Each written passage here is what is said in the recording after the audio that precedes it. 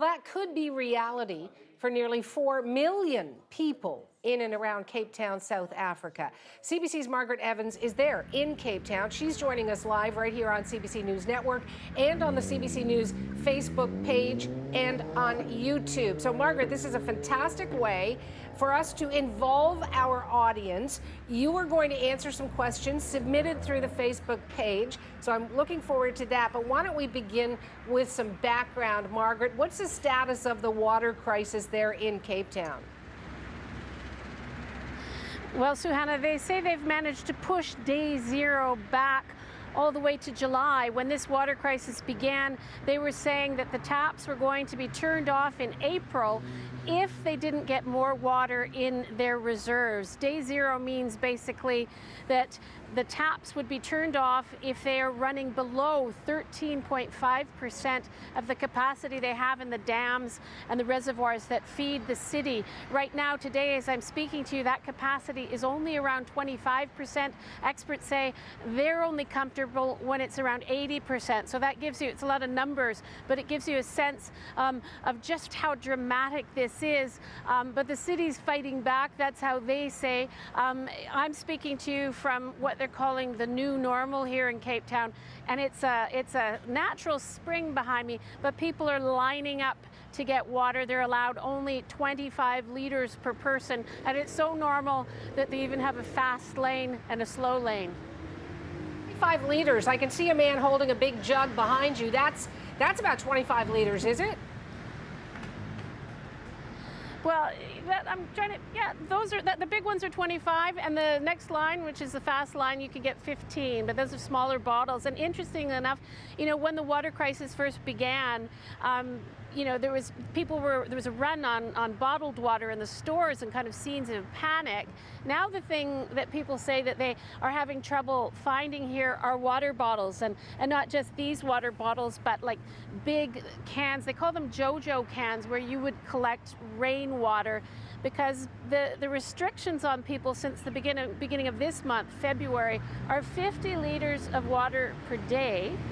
And that's for everything, for your drinking water, what you would shower with, what you would flush the toilet with. You know, one flush of the toilet, there are signs around the city that will tell you one flush of the toilet is 5 days worth of drinking water. So that really puts it in perspective. But not everybody's following the guidelines of 50 liters a day. Some people, I think it's about 60% of the city is still not meeting those guidelines. So they're making big progress, but a lot of people are not taking it seriously either. And how are they coping? I mean, what kinds of questions and comments are you hearing from people, not only there in line, but as they try to flush their toilets and do all the other things they need to do with water in their home every day? Well, it depends on who you're talking to. I mean, as you know, Suhana, South Africa is a very divided country when it comes to social strata, class, the economy. Cape Town is a city of 4 million people. More than 2 million of people living here live in a township. So it gives you a sense of the diverse kind of conditions with which people are living in. So if you're speaking to somebody who's well off, a lot of the people around me, this is a well-to-do suburb in Cape Town. It's close to the university. People will say what they're doing is collecting rainwater. They're kind of coming here to supplement their water at home so they can keep to that level below 50. They will use gray water to flush their toilets. They're saving their dishwater, and they're using that in the garden. Some people are buying kind of types of sprays that you can use on your dishes and still water your plants with. But of course, many people living in the townships and the informal settlements in particularly don't have access to running water. They're relying on a communal pump that might feed or you know, serve about 20 to 30 families. And their reality, they say, we've been already living in day zero. We've known nothing but day zero. We can't just turn on the tap. So don't come to us and tell us to conserve. And I think the figure is that 3.7% of water usage in this town comes from the townships. The rest is coming from residential and well-to-do neighborhoods like the one I'm standing in now. Margaret, I'm just going to urge our viewers, this is a great opportunity to talk to Margaret right there on the ground in Cape Town, South Africa, about this water crisis. So I'll urge you to put your questions and submit them through the Facebook page. That's a great chance of getting some answers. And a few of our Facebook followers were asking about the possibility, Margaret, of a desalination or desalinization plant. Are there any plans for one in Cape Town? Because you're looking at a whole bunch of seawater around there, tip of Africa. Yeah, I mean, when you look around, you don't feel drought. You know, there's green trees around me, and as you say, we're down on the tip of South Africa, and everywhere you look, there's water. The city's actually got 3 desalination plants under construction now. They're pushing those along. The first one isn't expected to come online, I think, until March, but they're only temporary. And you know, we tend to think of it as an easy solution, but they're very, very complicated. It depends on just how much salt is in the water, how much algae, and getting that whole mix right as you take the salt out. So they're going to be under construction for the near future, but they're not going to be able to last for more than a couple of years. I think it's probably, in terms of the long-term solution of water here, we're going to see them. But the other thing they have to be careful of is, because so much of the ground around the earth, around down in the coast to the close to the coast, of course, is sandy. And if you're taking water, one of the things they're trying to do is take water out of aquifers, and they're worried about then salt water coming into those aquifers. And that, of any kind of construction along the coastline, is taking in all those factors as well. Margaret, I want to thank you for your answers so far, and I hope our viewers do stay with you, because there are so many other questions. Thank you, Margaret. So this discussion with Margaret Evans will continue on our CBC Facebook page. I want to thank you for your questions here on CBC News Network, and of course, thanks to Margaret in Cape Town.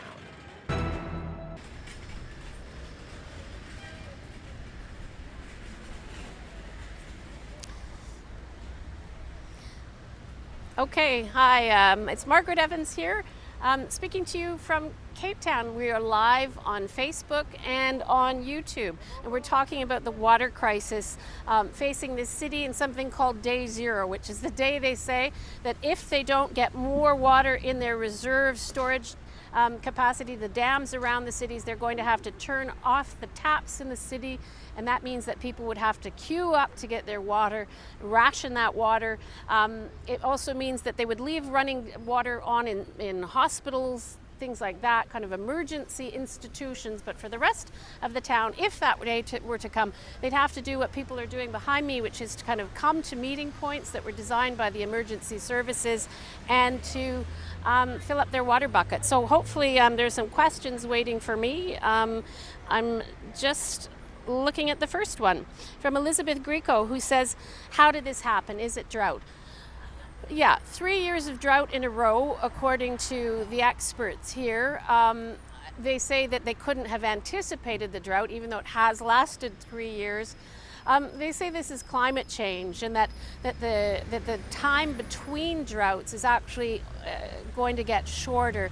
But they would also say to you that this is partly a socioeconomic problem, that if you look around behind me, like lots of, there's not a problem with the foliage. Lots of places, there's a river not far from here. So it can also be about management of the water. And a lot of people aren't thinking with conservation in mind. And in fact, 60% of people here are apparently not following the recommendation by the municipality, which is 50 liters or less of water per day per person, if they want to stave off Day Zero, which they now say could come in July. So they've managed to dig in, if you like. People are conserving. They're saving a lot more water, so that Day Zero has been pushed back from April to July, and at that point they're hoping for seasonal rains. But every year those rains get pushed back further and further. We've got another one here from Brianna Greenhout. She says, how long has the water crisis been going on? But, well, again, you would look at it for the past 3 years because the drought has been going on, but the city's really only come into kind of crisis and emergency mode, I'd say, since the end of last year, so sort of November, December. In February, they took things a bit further and they introduced that 50-liter limit per person a day I was talking about. So that means that if you live here, you're basically being asked to only use that much water, and that includes your drinking water. It includes what you would use to shower. People are saying don't shower more than twice a week, and when you get into that shower, put a timer on so you're not in there for more than 2 minutes at a time, and do not take baths, of course. So a lot of people are doing that. Some people say that they've gone to sponge baths, and those are the kinds of things people are just doing in their day-to-day life at home.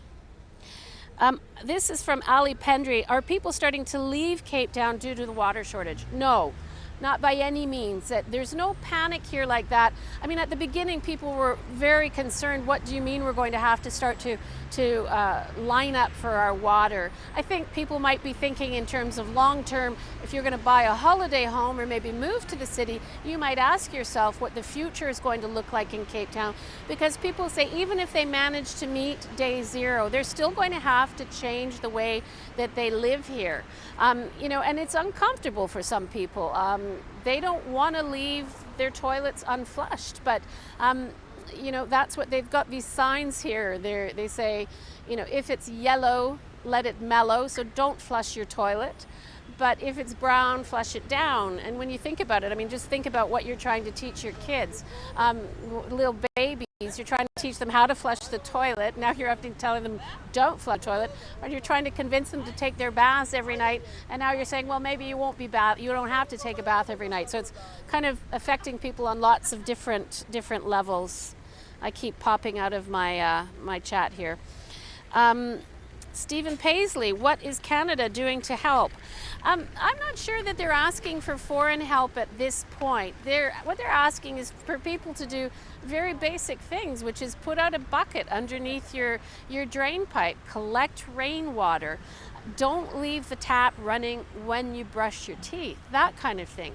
And some people, though, would say, you know, when you're talking about charities, because there are some charities here involved in the water crisis, but you know, you have to remember that a lot of people in South Africa live without water to begin with, in the townships here in Cape Town, but also in the rural areas. There are as many as 7 million people living without access to an adequate or easily accessible water supply.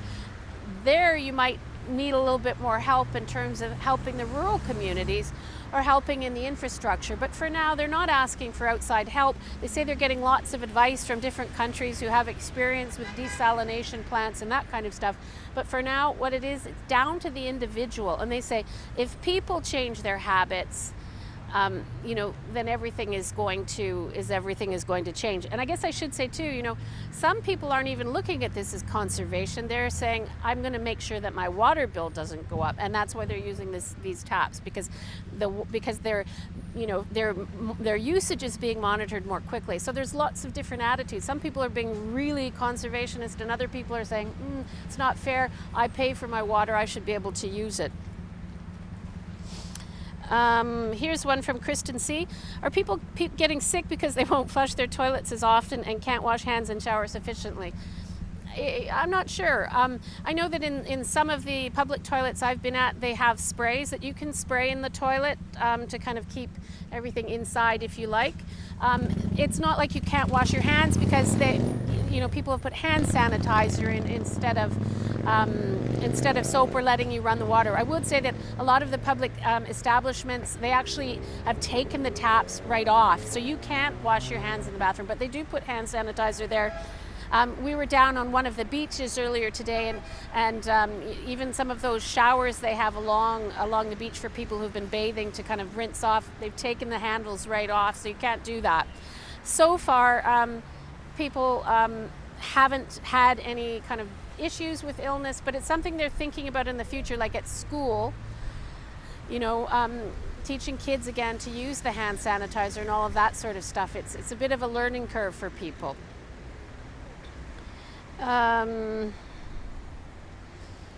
Ruth Maxwell, are people staying in hotels are affected? Are they restricted too? No, they're not. But you know, it's a really good question about tourism because, you know, the Cape Peninsula, they rely on tourists. It's a big income earner. For lots and lots of people, their jobs depend on it. In the hotels, you can't miss the signs in the bathroom saying what you would be normally used to, you know, as we in Canada would see, you know, please don't, you know, give us your sheets to wash, don't give us towels unless you absolutely need to. They do have signs in some of the hotels saying, limit your showers to 2 minutes. You know, it varies from place to place, but you can see the transition taking place throughout the city and through a lot of the public establishments. So I think what they would ask tourists to do is just to behave as the locals might. There are a lot of people who are worried in the tourism industry that people might not come because this is happening, and they're not happy with the city of Cape Town for even declaring day zero because they say it's, you know, created a sense of panic. But for the most part, tourists are just asked to really be sensible. The same thing. Of course, they're not being asked to necessarily use their shower water to flush toilets, but they're being asked to take really quick showers. Ahmed Harith is asking, do people have to pay for bottled water? I mean, yeah, you have to pay for bottled water at the store like anybody else would. The water behind me that people, I'm going to just step out a bit so Richard can show you people lining up, and you can see these 2 lanes that exist that people, you can go to the express tap where you have a smaller water bottle, or you can fill your 25 liters up in the big one. So this water is free, and that's been a bit of a problem in terms of crime because some people have decided to be entrepreneurial, and they might take some of this water and put them in bottles and sell it. But for the most part, no, you don't have to do that. Here comes the guy with the trolley. I was saying earlier that this kind of stuff that you kind of need to bring your water, put it in the bottle, get it home, and all the rest of it, it's selling like hot cakes. And there are some price rises, like if you want to buy even plastic garbage cans, apparently the prices are going up. It's really hard to find them because people are trying to collect as much rainwater as they can. I'm looking back, I think I've missed this question, which says, what happens if they hit day zero? Day zero, they actually physically would turn the water off in the city. They would do it section by section. It wouldn't happen all at once. We spoke with some of the emergency coordinator team on this yesterday. Even though they're pushing that day back and they're hoping to beat it, they're prepared for it. There would be 200 collection points. They've already identified those collection points around the city. They would have a heavy military and police presence, particularly at the beginning, because they do worry that people would panic. And even at the beginning of the crisis, in a lineup like this one, you could see fights breaking out, people saying you're taking more than your share. I think that the city is a little bit, they don't necessarily have their plan together and exactly how they would monitor how much each person per day, you know, what's to stop somebody from coming through the line 2 or 3 times. And they can't have a system where they're actually checking IDs because that would be so bureaucratic and so slow. Lots of people wouldn't get their ration every day.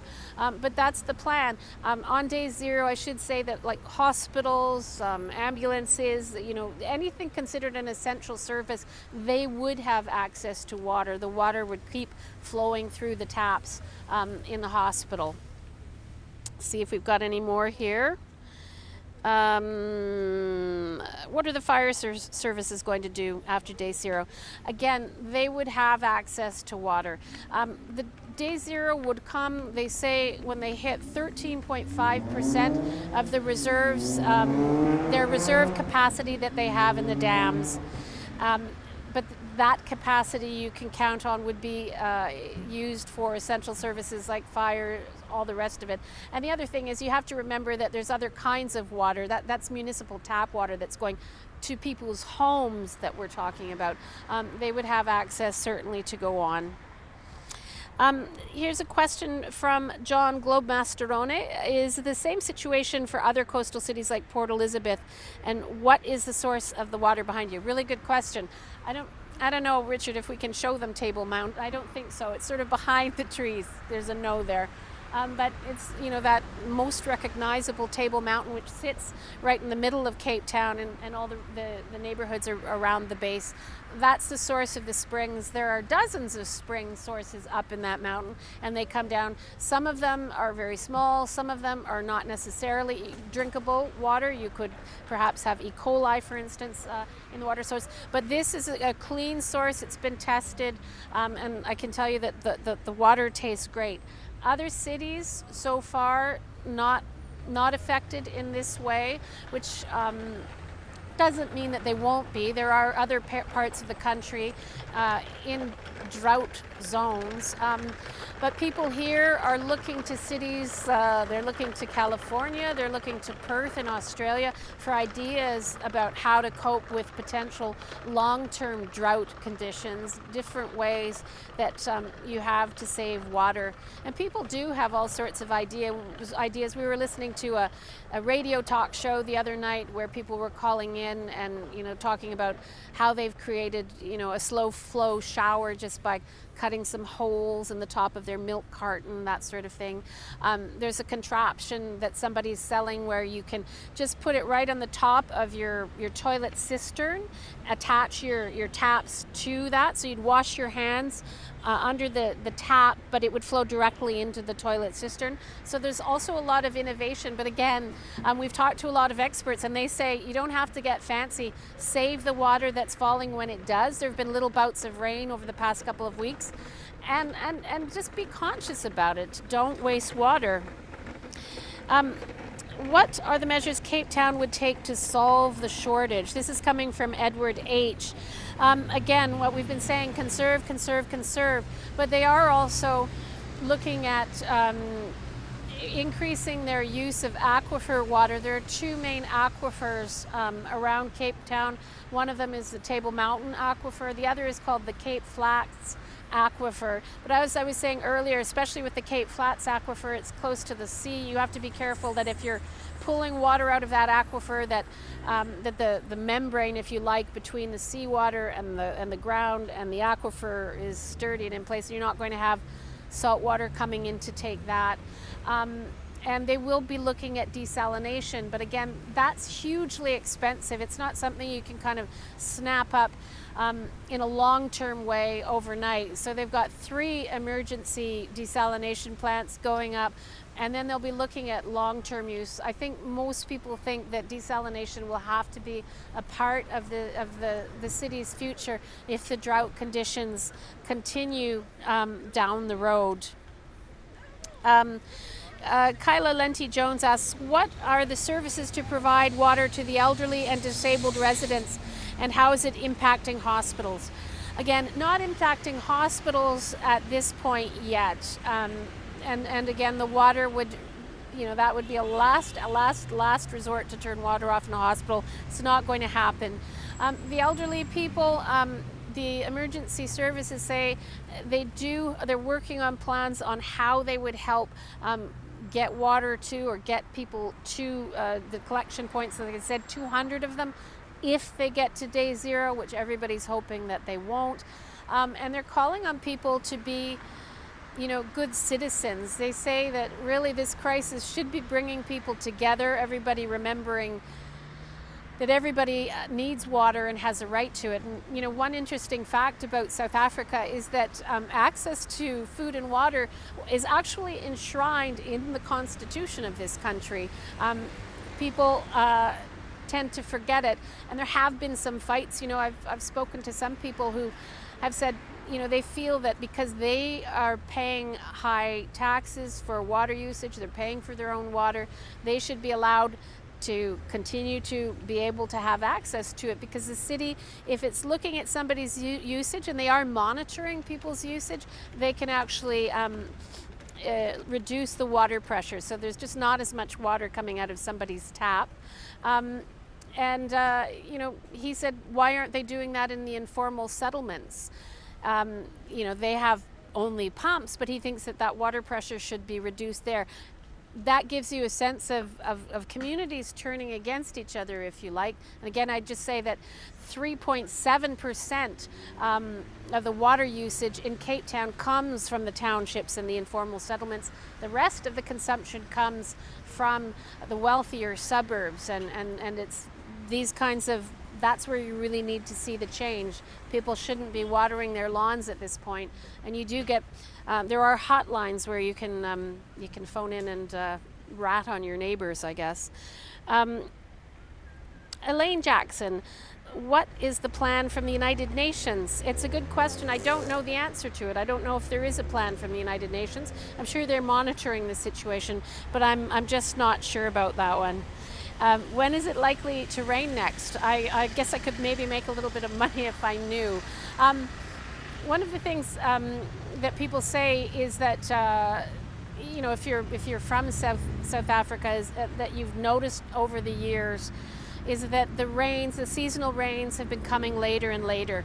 You know, I grew up in Edmonton in Canada, and I notice when I go home that there's much less snow on the ground when I go home than when I was a kid growing up. And people will tell you the same thing here. They'll say seasonal rains used to come here to South Africa in April. Now they're not coming till June, sometimes even July. So that's the impact of climate change, and it injects this unpredictability into what's happening. And they're expecting or hoping that it might rain June, July. I mean, in a substantial way, in a way that's enough to recharge groundwater and to help get the reserve capacity of the dams back up. Excuse me.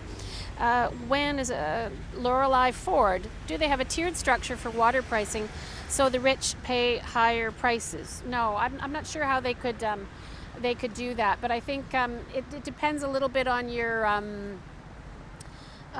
consumption. And there was talk about introducing a drought levy. There was a lot of anger about that because people feel that they're paying in their taxes for water. In the informal settlements, people don't pay for water, and there is a guarantee. Again, as I mentioned, it's something that's actually mentioned in the Constitution, that there are pumps and there has to be access for water. But you can, I mean, you do see sometimes some people trying to take advantage, say in an informal settlement, maybe there's a township over or a settlement over where people do have some access to water, and they can come over to the free pumps and take the water. And here sometimes you see it as well. Some people saying, I'm here because I don't want my water bill to go up. So this is water that most people would be using for drinking water or for cooking, but some people say, yeah, I bathe with it or I clean with it. It's, you get lots of different types of behavior. Ron Thibodeau is asking, will people evacuate? Nobody thinks it's going to get to that stage. Somebody earlier, I'm sorry I missed the question, was asking about people who have short-term holiday plans. I don't think there's any reason for anybody to cancel their holiday here. And it's the same, it's not at that crisis level, but it is quite remarkable what people are doing to try to prevent that from happening. And so I think if you look at it, it's almost like a long-term behavioral shift in the making. And I think that's one of the difficulties that the city here has had, is deciding how do you not be alarmist and how do you let people know just how serious it is. And that's why they're telling people very publicly where day zero is. It's gone from April to May to June and now to July, early July. So that people understand that there's a direct impact. And if you look at the habits of Cape Townians, 4 years ago, they would be using in this city 2 billion liters of water per day. Now, they're using about 500 million liters of water per day. So they have dropped their consumption of water dramatically just through behavioral change. So this is Cape Town. Margaret Evans coming to you from Cape Town. We are live on Facebook and YouTube. I'm just stalling to see if there are any more questions here. this is somebody named Dawn saying, once the water runs out, there's going to be mass anarchy, and I wouldn't want to be there. So the question is there concern about civil unrest? You know, I think there is concern about the tensions that already exist in South Africa. As somebody said to us the other day, you know, you can't really talk about anything in South Africa without talking about race, without talking about the divide between the haves and the have-nots. And there's nothing more fundamental to people than water. And when people are worried that they might not have it, it brings out the worst in people, but it brings out the best in people. Again, we talked to some of the emergency services people. Yesterday we went to their headquarters where they would be managing things from day zero, and that's like a sort of a command center that involves the military, the Navy, the fire services, the police, the ambulance services, people, representatives from the hospitals, even people from the RSPCA to deal with animals. So they're very, very wary about the potential for conflict because, as I've said a few times now, when you look at the social dynamic in the city, 4 million people, more than 2 million of those people are actually living in very, very poor conditions in the townships, and not all of those people have access to water in the day-to-day lives. So they've already are used to going and picking up water at the pump. They don't have flushing toilets, they have communal public toilets. They wash their clothes at the pumps. They bathe in plastic buckets in the middle of their living rooms. That is the reality for so many people here already. There's not going to be any panic on their part. They've already deal with getting water. The question is, people who are used to having it the way, you know, would they be able to kind of change their habits? So there are concerns about you know, exacerbated tensions, and again, stirring, you know, a pot of disparity that already exists here. But I don't think people are expecting there's going to be mass civil unrest or anything like that. They're worried about people getting impatient in a lineup, and we've seen that already. And again, it brings out the worst in people, but it can also bring out the best in people.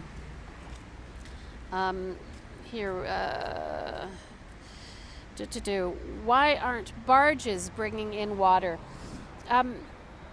You know, again, it's not to that point, and that's what I was saying about, you know, the city kind of having this debate, and some people being really angry with Cape Town's Civic Council for declaring a date, saying there could be a day zero, because it does get that sense of panic in. What they're saying is that if everybody pitches in and actually thinks about the kind of water they're using, what they really need it for, then they can make it and hope that the water will come in, and then they'll really have to think about their long-term planning, because if you get to day zero, or you push it off the horizon, next year nobody knows what the rain is going to be. So it's basically saying, people here are saying, you've got to accept that you now live in a city that faces potentially long-term drought. And to cope with that, you've actually got to deal with that in your own way. Some people on the other side of the country have offered to ship in bottled water, but I could walk across the street here and buy bottled water. That's not the issue. It's a longer term, bigger problem. And you know, we've met some really interesting people here. We met one woman whose entire house is kitted out, and you know, it raises some problems that you don't really think about. For instance, they only wash their dishes now once a week. They've turned off all the taps in the kitchen. They don't use the dishwasher, but they would save their dishes to wash once a week. And they talk about how many flies they now have in the kitchen, and now they have to put all their dishes in a plastic box. But absolutely every corner of their house is fitted out with JoJo cans, garbage cans with taps. They use a special probiotic dishwashing liquid in their sink to wash their dishes with, and they then can use that same dishwater to water their succulent plants without killing them. So it's that kind of response, I think, that the authorities here are looking for. They worry about environmental impact of shipping water at long distances. They're not at that stage yet. They're basically saying everybody has to reduce, and I keep saying this too. that apparently 60% of Cape Townians are not meeting the threshold of using 50 liters or less of water a day. And that's what they should be using. So I think on that note, with the lines kind of dwindling behind me, we'll thank you for your time and your attention, and we'll keep you posted on how things are going and whether or not Cape Town manages to beat day zero.